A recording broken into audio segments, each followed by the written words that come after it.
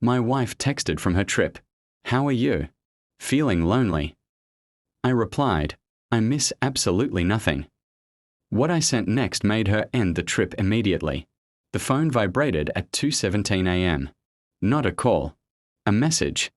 I was sitting at the kitchen table, lights off. The house breathing around me like it always did when she was gone. Soft creaks. The refrigerator's low hum. The echo of a life staged but temporarily abandoned. I didn't reach for the phone right away. I already knew who it was. The timing was too neat. Too rehearsed. How are you? Feeling lonely? The words glowed against the dark.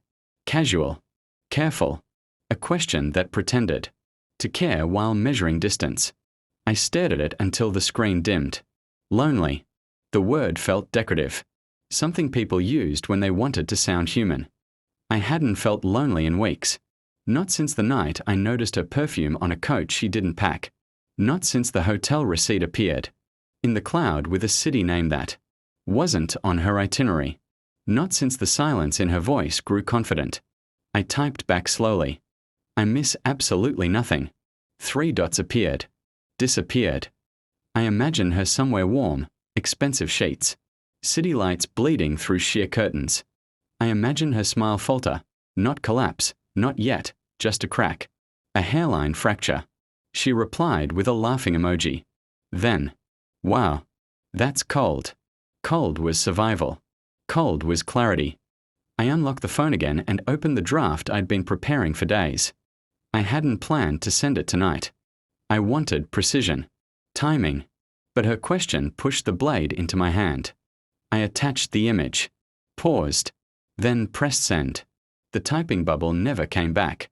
When she told me about the trip, she framed it like a gift to both of us. Space, she said. Perspective. She kissed my cheek the way you sign a receipt. Quick. Practiced. Already thinking about the next thing. I watched her pack. Not closely. Not obviously. Just enough to notice the absence of things she never forgot. Her wedding ring stayed on the dresser. That should have been the moment. The cinematic break. The gasp. The confrontation. But I didn't move. Denial isn't loud. It's efficient. It catalogues excuses with military discipline. You don't question it because it keeps the world intact. I told myself she was tired. That she needed distance. That marriage was a series of seasons and this was just winter. Then the small inconsistencies began to stack. Her calls shortened. Her voice warmed, then cooled, depending on the time. She asked fewer questions. She didn't ask any, actually. Not about my day. Not about the house. She spoke as if I existed in a different time zone of relevance. I replayed old conversations in my head like surveillance footage. Moments I'd ignored. The way she'd lock her phone. Even when alone.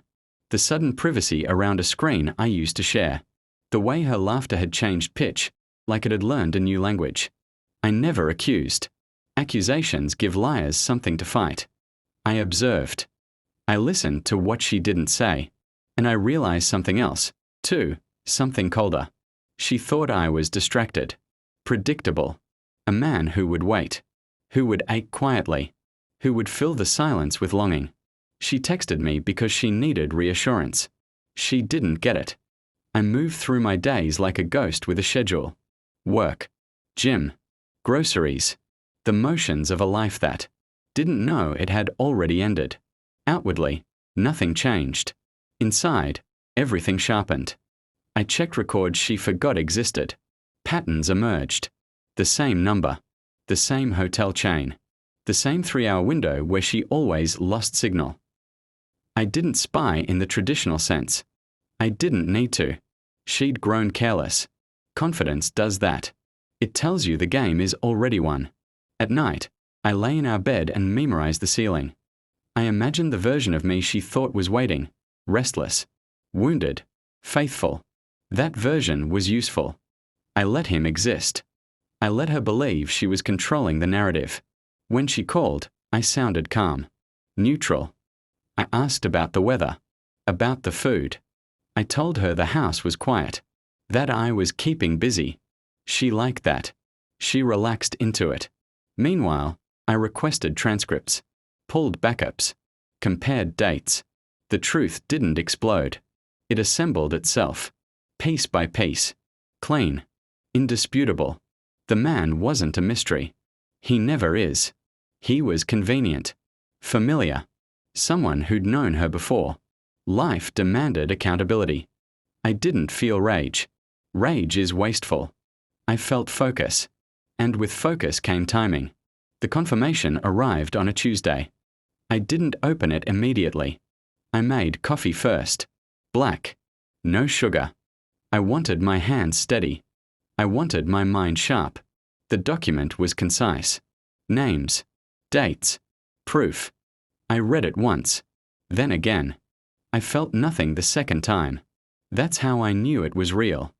I waited until evening. Until the city she was in turned golden with dusk. Until she'd be relaxed enough to underestimate me. She texted first.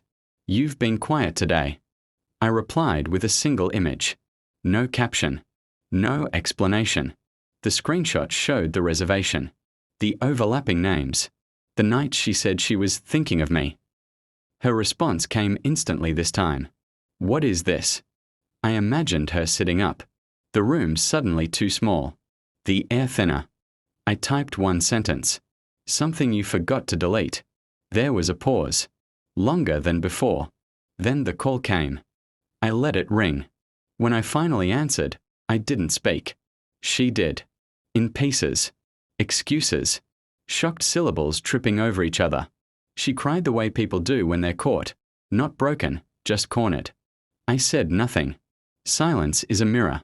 She saw herself. "I can explain," she said. I believed her.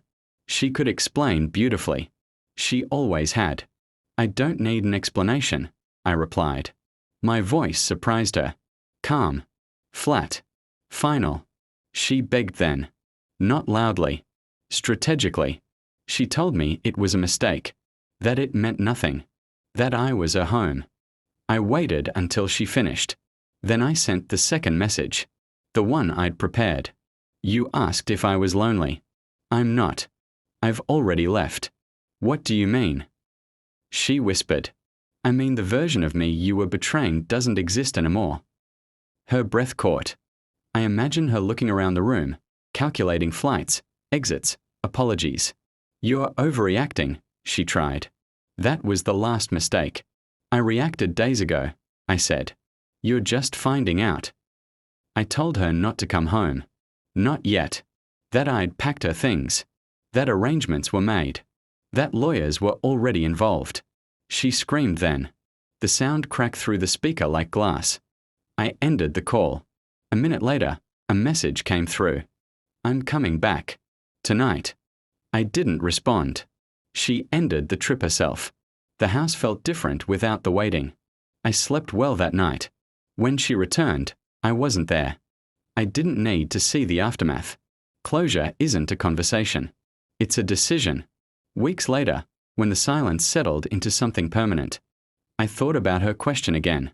Feeling lonely? Loneliness requires absence. She'd been gone long before she left.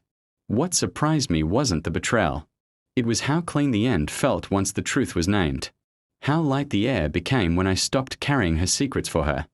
I didn't win. I didn't lose. I simply reclaimed the part of myself she thought she could abandon. And still control. And that was enough. Because the moment I sent that message, I stopped missing anything at all.